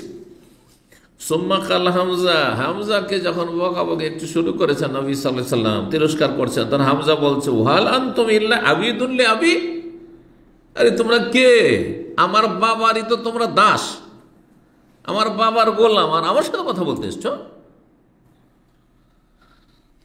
বাবার গোলাম, তার বাবাকে, হামজার বাবাকে আব্দুল মুত্তালিব, নবী সাল্লাল্লাহু আলাইহি ওয়াসাল্লাম দাদা, কিন্তু কি বলছে যে আমার বাবার তোমরা কি গোলাম, আর আমার সাথে কথা বলতে এসছো, আমাকে বকাবকি করতে এসছো, তিরস্কার করতে এসছো, গোলাম বানিয়ে দিলেন নবী সাল্লাল্লাহু আলাইহি ওয়াসাল্লাম আর আলীকে। তখন নবী সাল্লাল্লাহু আলাইহি ওয়াসাল্লাম বুঝতে পেরেছেন যে না, এ কি মাতাল হয়ে আছে, এর মাথা ঠিক নেই। তো যখন এই কথা বলা, ফারাফান নবী সাল্লাল্লাহু আলাইহি ওয়াসাল্লাম, তখন নবী সাল্লাল্লাহু আলাইহি ওয়াসাল্লাম উপলব্ধি করলেন, বুঝতে পারলেন, আন্নাহু কাদ সামিলা, এ নেশাগ্রস্ত হয়ে গেছে, মাতাল হয়ে আছে। ফাখারাজা, তখন সেখান থেকে বেরিয়ে পড়লেন। ওয়াখারাজান, আমরাও কয়েকজন সাহাবী ছিলাম নবীর সাথে, আমরাও সেখান থেকে বেরিয়ে পড়লাম যে এর নেশাগ্রস্ত ব্যক্তি থেকে দূরে চলে যাওয়া ভালো, কারণ এ এখন আমাদেরকে কি বলছে, ওর বাপের দাস বলছে, গোলাম বলছে, হ্যাঁ, কোনো সময় আর খুন করে দিতে পারে, মেরে দিতে পারে, পারে না। তো এই জন্য যারা এই চরিত্রের লোক, তাদের থেকে দূরে থাকা ভালো, সবসময় দূরে থাকতে হবে। ওয়ারি জানিল জাহেলি, পাপীরাই মূলত জাহিল, কিন্তু মূর্খ, মূর্খতার বেলা স্তর আছে, যে আল্লাহ সম্পর্কে যায় না, সে আল্লাহর দিন সম্পর্কে যায় না, সেও মূর্খ। হ্যাঁ, আর সবচেয়ে বড় মূর্খ হচ্ছে যে আল্লাহর প্রতি বিশ্বাসী নয়, আল্লাহর প্রতি বিশ্বাসী নয়। আর যত পাপী আছে সবাই মূর্খ। আল্লাহ সম্পর্কে যদি জানার মতো জানতো তাহলে পাপে লিপ্ত থাকতো না। ও আরিজ আনিল জাহিলিন, আল্লাহ বলছেন যে মূর্খদেরকে এড়িয়ে চলো, কারণ কুকুরে কামড় দিতে পারবে, কিন্তু কুকুরকে তুমি কামড় দিতে পারবে? তাহলে কুকুর ঘেউ ঘেউ করলে কি করতে হবে? কুকুরকে মারার ব্যবস্থা থাকতে হবে, নাহলে কুকুর থেকে দূরে থাকতে হবে, কুকুর থেকে দূরে থাকতে হবে। ওসমান রাদিয়াল্লাহু তাআলা আনহু বলেন, হ্যাঁ হ্যাঁ, এখানে কি করেছে, নেশাগ্রস্ত অবস্থায় হামজা ওঁটগুলি জবাই করে দিয়েছে। এখানে আর একটা মশলা চলে আসবে, তালাকের মশলা আলাদা, তালাকের মশলা ভিন্ন বিষয়। কিন্তু ধরেন কারো উট নেশা অবস্থায় বা পাগল, ধরেন পাগলই কাউকে খুন করে দিয়েছে, ঠিক কিনা, অথবা কারো ক্ষয়ক্ষতি করে দিয়েছে, কাউকে মেরে দিয়েছে, কারো বাড়িতে চুরি করে নিয়েছে, ডাকাতি করে নিয়েছে, বলছে কোনো গুনাহ নেই। পাগলের তো গুনাহ নেই, নেশাগ্রস্ত নেশাগ্রস্ত অবস্থায় করেছে, ও তো বুঝে না যে এটা চুরি করলাম, দরকার নিয়ে নিয়েছে, কিন্তু তাই বলে ক্ষতিপূরণ দিতে হবে না? ক্ষতিপূরণ দিতে হবে কিনা? ক্ষতিপূরণ দিতে হবে। কিন্তু তালাকের বিষয়, তালাকের বিষয়ে তালাকটা শুধু সেই ব্যক্তির সাথে জড়িত না, তার স্ত্রীর সাথে জড়িত। মদ খেলো, সে মদ খেলো আর মদ খাওয়া অবস্থায় তালাক বলে দিল, তাহলে সে স্ত্রী হারালো, কিন্তু স্ত্রী একটা সংসার হারালো, দাম্পত্য জীবন হারালো। সুতরাং মদ খেয়ে নেশা অবস্থায় তালাক দিলে তালাক হবে কি হবে না, বিষয়তে বড় ইখতিলাফ রয়েছে। এখানে শুধু তার বিষয় নয়, এখানে যেমন কেউ যদি নেশাগ্রস্ত অবস্থায় বা পাগল অবস্থায় কারো বাড়িতে চুরি করে নেয়, কারো ভাঙচুর করে, তাহলে ক্ষতিপূরণ দিতে হবে, তার ধন সম্পদে ক্ষতিপূরণ দেওয়া হবে, কেন অন্য কেউ ক্ষতিগ্রস্ত হবে? ঠিক ওই রকমই ওইখানে তালাক দিচ্ছে, ওই স্ত্রী কেন ক্ষতিগ্রস্ত হবে? যদিও তালাকের বিষয়টিতে দুটো মত রয়েছে, পরে বলছি। তো তারপরে উসমান রাদিয়াল্লাহু তাআলা আনহু বলেন, খলিফা উসমান, তৃতীয় খলিফা রাদিয়াল্লাহু তাআলা আনহু, লাইসা লিমাজনুনিন ওয়ালা লিসাকরান তালাক, পাগলের আর নেশাগ্রস্ত ব্যক্তির তালাক হয় না। তাহলে উসমান রাদিয়াল্লাহু তাআলা আনহুর ফতোয়া ছিল যে পাগলের যেমন তালাক হয় না, পাগল যদি বলে স্ত্রীকে, বিবাহিত ব্যক্তি পাগল হয়ে গেছে, তালাক তালাক তালাক তালাক হবে? তালাক হবে না। আচ্ছা, নেশাগ্রস্ত ব্যক্তি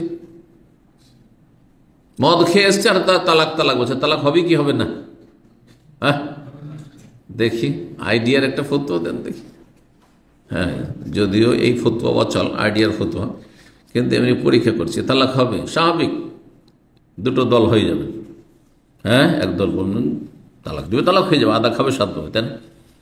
আর একদল বললেন যে, যেমনটা বললাম আমি, যে সে অপরাধী, হ্যাঁ, কিন্তু তার স্ত্রী কি দোষ করলো, তালাক হয়ে যাবে। বুঝতে পারছেন না? এই জন্য ওলামাদেরও দুটো মত হয়েছে। অধিকাংশ ওলামায়ে কেরামগণ বলছেন, অধিকাংশ ওলামায়ে কেরামগণ বলছেন যে তালাক হয়ে যাবে ইচ্ছা করে যদি নেশা করে বা নিজে মদ খেয়েছে।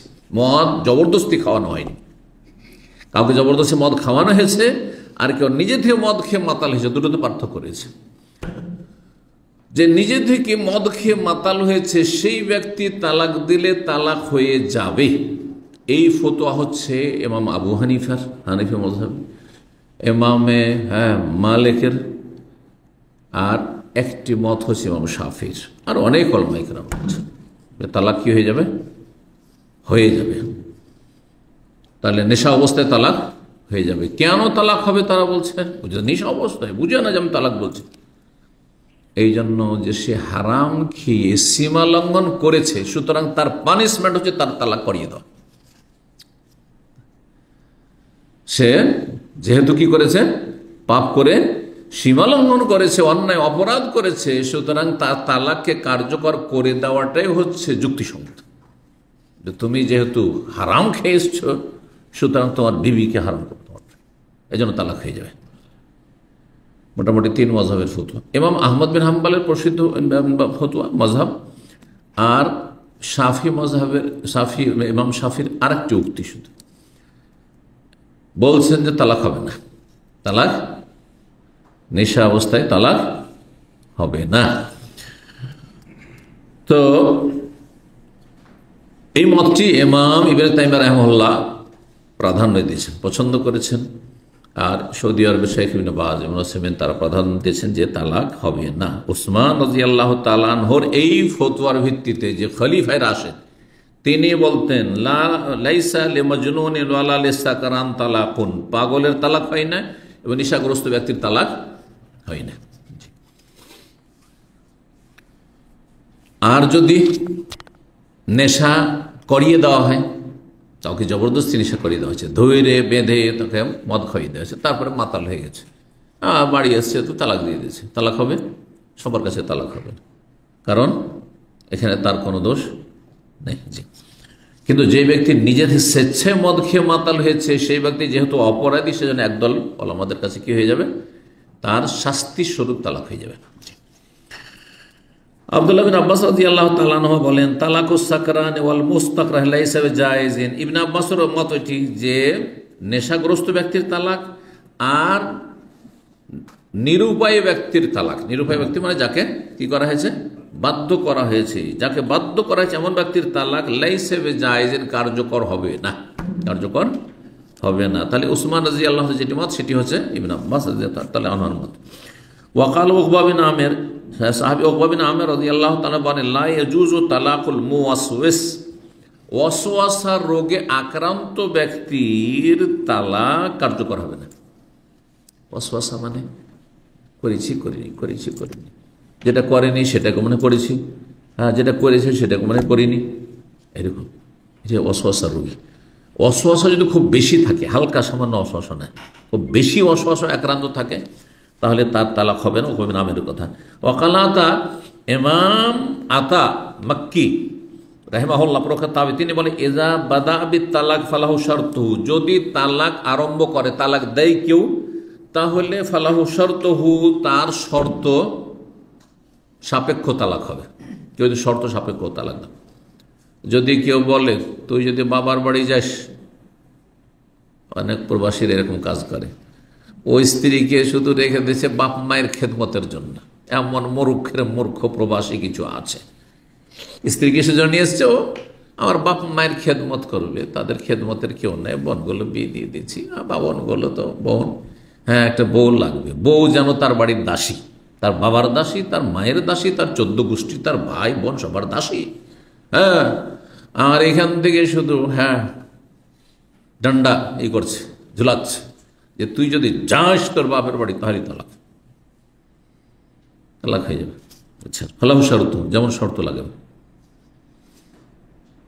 তুই যদি মার্কেটে যাস তাহলে তালাক, হ্যাঁ তুই এই কাজ করলে তালাক, শর্ত লাগালে সেই শর্ত অনুযায়ী তালাক হয়ে যাবে। ইমাম আতা বলেন, ওয়াকালা নাফে, ইমাম নাফে বলেন, তাল্লাকা রাজুল ইমরাত আলবাত্তাতা ইন খারাজাত, জনৈক ব্যক্তি তার স্ত্রীকে শক্ত তালাক দিচ্ছে, আলবাত্তা মানে শক্ত, অকাট্য তালাক মানে 3 তালাক, কারণ অনেক ওলামাদের কাছে 3 তালাক দিয়ে 3 তালাক হয়ে যাবে, এর আগে বলেছি।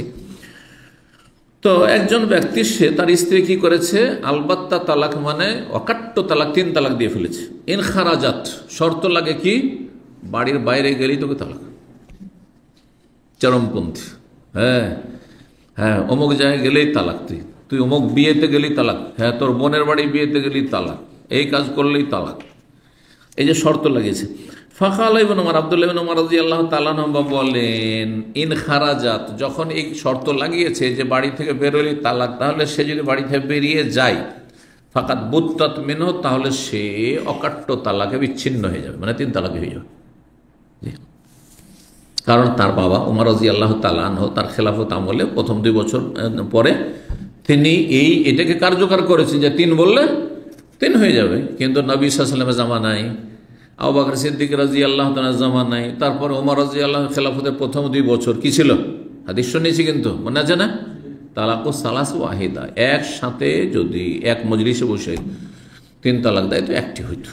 জি, কিন্তু ওমর রাদিয়াল্লাহু তাআলা সেটি রাষ্ট্রীয় আইন হিসাবে শাস্তিমূলক, তাজির শাস্তিমূলক আইন চালু করেছিলেন, যে যারা বেশি বাড়াবাড়ি করে তালাক দিচ্ছে, সুন্নত হচ্ছে একটি তালাক দেওয়া, আর তারপরে তুমি ছেড়ে দাও, ব্যাস, এই দুধ পার হইলে তুমি বিচ্ছিন্ন হয়ে গেলে, সে অন্য জায়গায় বিয়ে বসতে পারবে, কিন্তু তুমি তালাক দিবে একসাথে 3 তো 3, এটা করেছিলেন তিনি।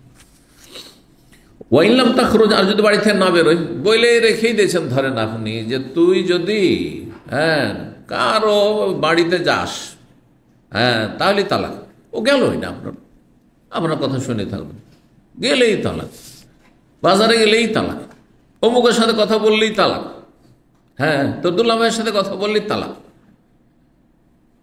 যদি এমন কেউ করে, কথা বললো না, তালাক হবে না। ওইলাম তা খোঁজ, বাড়ি থেকে যদি না বেরোয় ফালাইছে বেশাই, তাহলে কিছুই না, তালাক হবে না, সারা জীবন তালাক হবে না। কিন্তু ওই কাজটা করে গেলে তালাক হয়ে যাবে।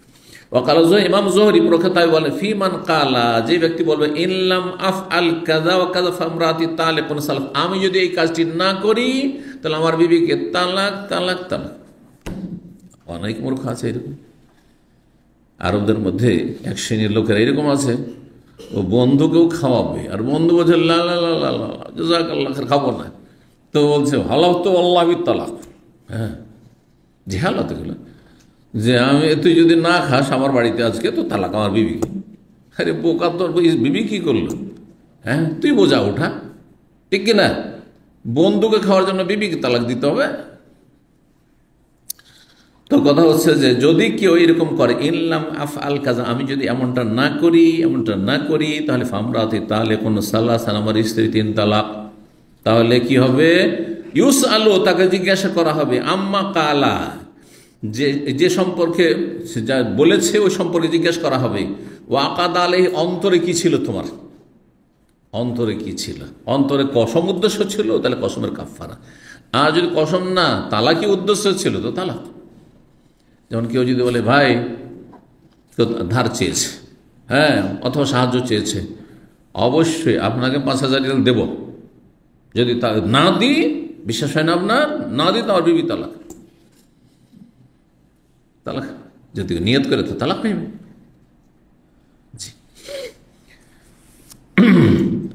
কি বলছেন এখানে? যদি নিয়ত করে অন্তর থেকে, ওয়াকাদ আলাইহি কালবুহু, তার অন্তরে যদি সেই কথা নিয়ত করে থাকে, হিনা হালাফা, যখন সে হলফ করেছিল, বেতিল কালেমে, এই যে কসম এই করেছিল, কসম করে, তাহলে কসম তালাকে উদ্দেশ্য করে তালাক। ফাইন সাম্মা জালান আরাদাহু ওয়াকাদ আলাইহি কালবুহু হিনা হালাফা জুইলা যালিক ফি দীনি ওয়া আমানাতিহি, আর সে যদি কোনো একটা সময় নির্ধারণ করে দেয় যেটা সে উদ্দেশ্য করেছে, এবং তার অন্তরে সেটাই বদ্ধপরিকর ছিল যখন সে কসম করেছিল, তাহলে সেটা তার দিন এবং আমানতের উপর ছেড়ে দেওয়া হবে। মানে সে যেমনটা বলবে তেমন।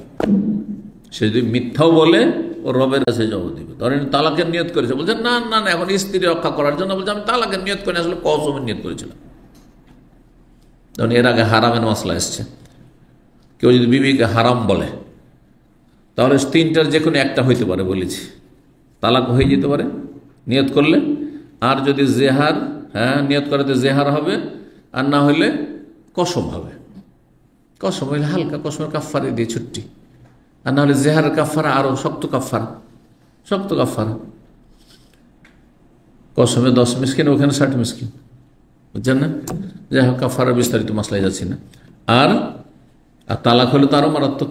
জি, তো বলছেন তার দিন এবং আমার তরফ ছেড়ে দেবো। কালে ইব্রাহিম নাখঈ রাহিমাহুল্লাহ বলেন, ইন কালা, যদি বলে কেউ স্ত্রীকে, লা হাজাতে লি ফিকে, তোমার কোনো প্রয়োজন নেই, রাগ করে স্ত্রী বলছে তোর দরকার নেই, যা, তালাক হবে না? হবে না। বলছেন তিনি উত্তরে, নিয়তু, ওর নিয়ত কি? এটা ইঙ্গিত বহ তালাক। তালাক স্পষ্ট নয়, কিন্তু তালাকে কেনাই, ইশারা ইঙ্গিত তালাকে। তোকে জিজ্ঞাসা করা হবে তোমার নিয়তটা কি, তুমি কি তালাক দিতে চেয়েছ? তোর দরকার নেই মানে তালাক, তাহলে তালাক হয়ে যাবে। আর যদি বলেন না, আগে ওকে বলেছি, হ্যাঁ, ধমক দেওয়ার জন্য, বকাবকি করার জন্য, তাহলে সেটা তার নিয়ত। ও তালাক কুল্লি কওমিন বিলিসানিহিম, তারপরে বলছেন প্রত্যেক জাতির তালাক তাদের ভাষায় কার্যকর হবে। অর্থাৎ তালাক বলার জন্য আরবিতে বলতে হবে না আনতে তালেক তালেক তালেক। যেমন অনেকে বিয়ে কবুল করার সময় আরবিটা উচ্চারণ শিখে যায়। বাঙালিও অনেক সময় বিয়ে করে কি দিয়ে, কাবিল তুবিল। না না, কোনো প্রয়োজন নেই। কবুল করলাম তো শাব্দিক তর্জমা হইল, যদি না বলে সাদরে গ্রহণ করলাম, জি হ্যাঁ গ্রহণ করলাম, হবে না? যদি তাদের ভাষা হয় যে হ্যাঁ আমি স্ত্রী হিসাবে নিলাম, তাও কবুল হয়ে গেল। এই কবুল বলো, কবুল বলো, জরুরি না যে কবুল। ওর ভাষাতে যদি বুঝায় যে এটি বুঝাচ্ছে, হয়ে যাবে। ওই রকমই তালাক, ছেড়ে দিলাম, তালাক হয়ে যাবে। ছেড়ে দেওয়া তালাক দাও। আমাদের আঞ্চলিক ভাষায় তোকে ভাত দেবো না, যা, বুঝেন এটা ভাষা? কিছু কিছু অঞ্চল আছে। হ্যাঁ, তো ভাত দেবো না মানে কি রুটি দেবো, মানে তোকে রাখবো না, তালাক। তো নিয়ত করলে তালাক হয়ে যাবে। আমাদের অঞ্চলে এই ভাষাটি এত বেশি আছে, গ্রামে গঞ্জে ছিল, ছোটকাল দেখেছি যে অনেক জালেম স্বামীর আছে, বদ চরিত্রের, স্ত্রীকে মারধর করে। খুব মারছে একদিন এক মহিলাকে, তো বলছে যে এত কেন মারছো তুমি, তুমি কি আমাকে ভাত দিবে না? তো বলছে তুই লাথে বুঝতে পারছিস না, বলছেন না এত মার দিস তো বুঝতে পারছিস না যে তোকে রাখবো কি রাখবো না। কত যে বদ চরিত্র জালে জালে আছে সমাজে, আল্লাহ হেফাজত করে এদের অনিষ্ট থেকে মহিলাদের। এর বিপরীত অনেক মহিলাও এত বদ চরিত্রের আছে যে জাহান্নাম বানিয়ে দিয়েছে পুরুষের জীবনটাকে, যে আল্লাহ হেফাজত করে তাদের অনিষ্ট থেকে।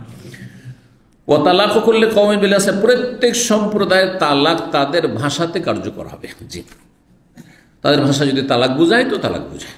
আপনার আঞ্চলিক ভাষায় কোনো একটা শব্দ বলেন, এটাতে তালাক হয়ে যায়, আমি হয়তো বুঝি না, সেই বাংলাটি আমি বুঝি না, আপনি বুঝেন যে হ্যাঁ ওইটা আমরা উদ্দেশ্য করি, তালাক হয়ে যায়।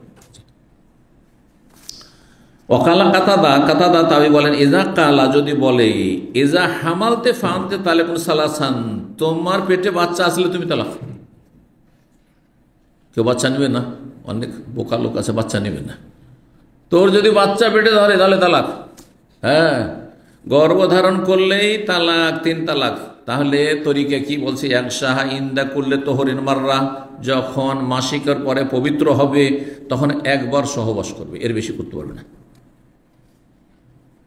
একবার সহবাস করবে, কারণ হইতে পারে প্রথম সহবাসে বাচ্চা ধরে গেছে, হ্যাঁ, আর বাচ্চা ধরে পজিটিভ হয়ে গেছে, তখন তার সাথে যেহেতু তালাক হয়ে গেছে, কারণ সে শর্ত কি লাগিয়েছে যে পেটে বাচ্চা আসলেই তালাক। তো পেটে বাচ্চা প্রথম সহবাসে চলে এসছে, তারপরে দ্বিতীয় সহবাস তালাক দেওয়া স্ত্রীর সাথে সহবাস জায়েজ নয়। নামাজটা বুঝেন না, ভালো করে মনে রাখেন। অনেক মূর্খরা তালাক দিয়ে দিল, বলছেন একটাই তো তালাক দিয়েছি, তারপরে সহবাস করলে ফিরিয়ে নেওয়া হয়ে গেল। তো ফিরিয়ে নেওয়া, 1 তালাকের পরে ফিরিয়ে নেওয়া যায়, 2 তালাকের ফিরিয়ে নেওয়া যায়। হ্যাঁ, আর যেমন কথার দ্বারা ফেরানো হয় তেমন সহবাস দ্বারাও ফেরানো হয়।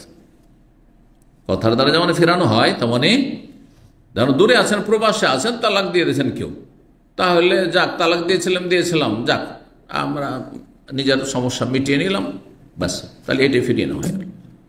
বুঝছেন না? কেউ কথা বললো না, তালাক দিল, আর তালাক দেওয়ার পরে সহবাস করলো, তার মানে ফিরে গেল তার স্ত্রী, সে ফিরিয়ে নিয়েছে, রাজাত হয়ে গেছে তার। তো যখনই কি পবিত্র হবে মাসিক থেকে, তখন একবার সহবাস করবে। একবার সহবাসে তখনই বাচ্চা ধরে যেতে পারে, সেই সহবাসেই। সুতরাং তারপরে আর সহবাস করবে না, কারণ উদ্দেশ্য তার কি, তালাক দেওয়া। যখন তালাকই দেবেন তো তালাক প্রাপ্তাকে আপনি কি করে আপনি আপনার সহবাস করবেন, কিন্তু বাড়িতে বের করা যাবেন না 1 তালাক 2 তালাক পর্যন্ত, বুঝছেন না, কারণ ইদ্যতের মধ্যে আছে। 3 তালাকের পরে তখন আর যেহেতু ফিরে নেওয়ার কোনো চান্স নেই, তখন বাবার বাড়ি বিদায় হয়ে যাবে।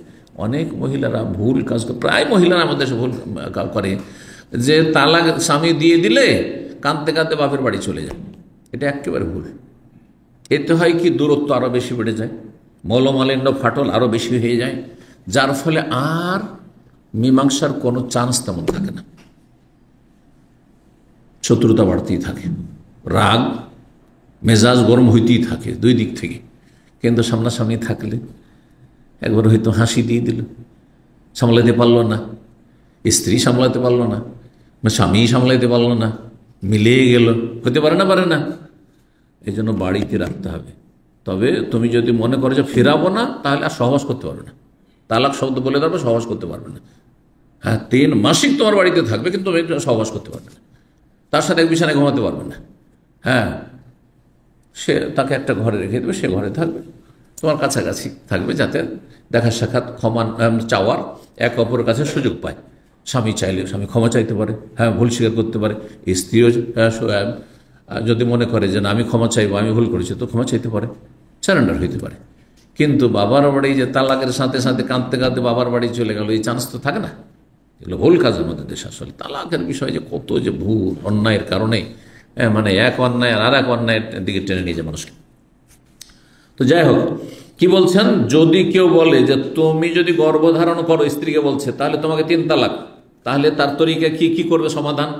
এক শাহাইন্দা করলে তোহরিন মাররা, প্রত্যেক পবিত্রতার শুরুতে একবার সহবাস করবে। ফাইন ইস্তাবান হামল, আর তারপরে যদি দেখা যায় যে গর্ভ স্পষ্ট হয়েছে, মানে পেটে বাচ্চা ধরে গেছে, ফাকাত বানাত মিনহু, তাহলে তালাক। কারণ পেটে বাচ্চা হইলেই তালাক যেহেতু বলেছেন। ওকাল হাসান, হাসান বসরি বলে, ইজা কালা, যদি বলে কোনো পুরুষ, ইল হাকি বে আহলেকি, যা তোর বাপের বাড়ি যা, তোমার পরিবারের কাছে চলে যাও, যা তোর বাপের বাড়ি যা।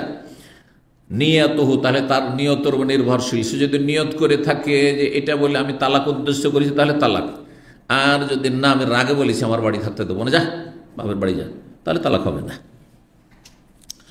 কালা ইবনে আব্বাস, আব্দুল্লাহ বিন আব্বাস রাদিয়াল্লাহু তাআলা বলেন, আত-তালাকু আন ওয়াতারিন ওয়াল আতাকু মা উইদা বিহি ওয়াজহুল্লাহ, তালাক মানুষ প্রয়োজনে দেয়। ওয়াতার মানে হাজা, সূরা আহজাবে শব্দটি রয়েছে। ফালাম্মা কাযা যায়েদুম মিনহা ওয়াতারান, যায়েদ যখন, একজন সাহাবীর নাম শুধু কোরআনে কারীম আছে, তাই না? এই আয়াতটি যখন যায়েদ বিন হারেসা রাদিয়াল্লাহু তাআলা আনহু তার প্রয়োজন স্ত্রী থেকে পূর্ণ করলেন, এই যে ওয়াতার মানে প্রয়োজন। তালাক দেয় মানুষ বিনা কাজে নাই, প্রয়োজন, তালাক না দিলে চলবে না, আমাকে তালাক দিতেই হবে। তো তালাক হয় প্রয়োজন বোধে, প্রয়োজন অনুযায়ী। ওয়াল আতাকো, আর গোলাম স্বাধীন করা হয়, আপনার দাস দাসী আছে, স্বাধীন করছেন আপনি, মা উরিদা বিহি ওয়াজহুল, আল্লাহ সন্তুষ্ট, নেকির জন্য, নেকির জন্য করছেন। তালাক নেকির জন্য দেওয়া হয় না, তালাক নেকির জন্য নয়। তালাক কিসের জন্য? প্রয়োজনে, স্ত্রীকে রাখা যাবে না, বা তালাক নিচ্ছে কোনো মহিলা, এই স্বামীর সাথে থাকা যাবে না, সেই জন্য তালাক, জি প্রয়োজনে। ইমাম জোহরি বলে, ইযা ইন কালা মা আনতে বিইমরাতি, কোন ব্যক্তি যদি বলে তুমি আমার স্ত্রী না, অনেকে এরকম বলে, তুই আমার কেউ না, তোর সাথে আমার কোনো সম্পর্ক নেই, তাহলে নিয়ত থাকলে তালাক হয়ে যাবে। বলছেন তুমি আমার স্ত্রী না, বলে নিয়ত, তার নিয়ত নির্ভরশীল, নিয়ত যদি থাকে তালাক তো তালাক। ওয়াইন নাওয়া তালাকার ফাহুয়া মা নাওয়া, সে যদি তালাকের নিয়ত করে, এই কথা বলে যে তুমি আমার স্ত্রী না, তাহলে সে যা নিয়ত করেছে সেটাই কার্যকর হবে। আলী রাদিয়াল্লাহু তাআলা আনহু বলেন, আলাম তালাম, বলেছিলেন সম্বোধন করে উমর রাদিয়াল্লাহু তাআলা আনহুকে। উমর রাদিয়াল্লাহু তাআলা আনহু যেহেতু একজন পাগলকে শাস্তি দিচ্ছিলেন, তখন বললেন যে আপনি কি জানেন না এই হাদিসটি, যে আন্নাল কালামা রফিআন সালাসা, আল্লাহর কলম লিখনি উঠিয়ে নেওয়া হয়েছে 3 শ্রেণীর মানুষের ওপর থেকে, মানে আল্লাহ ধরবেন না। আনিল মাজনুন, পাগল ব্যক্তিকে আল্লাহ পাকড়াও করবেন, হাত্তা ইউফিক, যতক্ষণ পর্যন্ত হুঁশে না ফিরে আসবে, হ্যাঁ বুদ্ধিমত্তা যতক্ষণ না ফিরে আসবে। ওয়ানিস সাবির, নাবালককে আল্লাহ ধরবেন না, হাত্তা ইউদরিকা, যতক্ষণ সাবালক না হবে তাকে ধরবেন না, কিন্তু তার অভিভাবক বাপ মাকে দেখাশোনা করতে হবে না, ভালো প্রতিপালন করতে হবে না। আর্থিক ক্ষতি করে দিলে তাহলে ক্ষতিপূরণ দিতে হবে, ক্ষতিপূরণ দিতে হবে তাকে বা তার অভিভাবককে। ওয়ানিন নায়েমে, ঘুমন্ত ব্যক্তিকে আল্লাহ ধরবেন না, তার উপর থেকে কলম উঠিয়ে নিয়েছেন, হাত্তা ইয়াস্তা, যতক্ষণ জেগে না আসবে। অনেকে ঘুমের অবস্থায় কুফরি কথা বলে দেয়, গাল দিতে থাকে, উল্টো পাল্টা কথা বলতে থাকে। অনেকের ঘুম এত ভারী, যদি ঘুম থেকে জাগান তো অশ্লীল ভাষায় গাল দিতে লাগে, কারণ দিনে অশ্লীল ভাষায় গাল দেওয়া অভ্যাস যাদের, বিশেষ করে জানি এরকম লোক আমি ছোটকাল থেকে দেখেছি, গালাগালি করছে, যে জাগাচ্ছে গালাগালি করছে। গুনাহগার হবে না? গুনাহগার হবে না সে, কারণ কলম তার উপর উঠিয়ে নেওয়া হয়েছে। তবে চিকিৎসার ব্যবস্থা, চিকিৎসা করতে হবে। কাল আলী রাদিয়াল্লাহু তাআলা বলে, কুল্লু তালাকিন জায়েজ ইল্লা তালাকুল মাতুহ, সমস্ত তালাক কার্যকর হবে, তবে যে পাগল, হ্যাঁ, বা আধা পাগল, মাতুহ আধা পাগলকে বল। আধা পাগল যদি পাগল, সবসময় পাগল থাকে না, তাহলে দেখতে হবে যে কোন সময়টাই তালাক দিয়েছে, যেই সময় তালাক দিয়েছে সেই সময় পাগল ছিল কিনা, তাহলে তালাক হয়ে যাবে। আর সুস্থ বিবেক সম্পন্ন ছিল তাহলে তালাক না, পাগল অবস্থায় হলে তালাক হবে না। আর যদি দেখা যায় না সুস্থ ছিল ওই সময়, মাঝে মাঝে পাগল হয়, মাঝে মাঝে সুস্থ থাকে, এরকম বেশ কিছু লোক আছে, তখন তালাক হবে। প্রত্যেক তালাক কার্যকর হবে, একমাত্র পাগলের তালাক হয় না। 5269 নম্বর হাদিস বর্ণনা করছেন আবু হুরায়রা রাদিয়াল্লাহু তাআলা আনহু, নবী সাল্লাল্লাহু আলাইহি ওয়াসাল্লাম বলেন, ইন্নাল্লাহ তাজাওয়াজান উম্মতি, আল্লাহ মাফ করেছেন, ক্ষমা করে দিয়েছেন আমার উম্মতকে। কি সম্পর্কে? মা হাদ্দাসাত বিহি আনফুসুহা, তাদের মনে যেসব কথা উদয় হয় সেগুলি আল্লাহ মাফ করে দিয়েছেন। মনে মাঝে মধ্যে গুনার কথা আসলো, মনে শয়তানি কথা আসলো, মনে ধরেন কুফরি কথা আসতে পারে মনে, হ্যাঁ আল্লাহ হুজুবিল্লাহ যেন হাদিস আছে যে এই শয়তান ইবলিস শয়তান গুমরাহ করতে চেষ্টা করে, বলে আল্লাহ তো তোমাকে সৃষ্টি করেছে, তাহলে আল্লাহকে কে করলো? হ্যাঁ আল্লাহ কিভাবে? যদি এই কথায় আসে তাহলে তখন কি করবে? থেমে যাও এবং শয়তান থেকে আশ্রয় কামনা করা হাদিসে রয়েছে। তো মনে যদি কোনো খারাপ কথা আসে, মনে অনেক সময় পাপের কথা আসতে পারে, যৌবনের জ্বালায় মনে পাপের কথা আসতে পারে, হয়তো এমন একটা জায়গায়, অথবা ধরেন টাকা পয়সা লোভ সামলাতে পারছেন না, হ্যাঁ দেখছেন যে মালিকের টাকা পয়সা রাখা আছে, এখানে নিয়ে এলে বুঝতে পারবেন না, মনে শয়তানি কথা আসলো, আল্লাহ ধরবেন।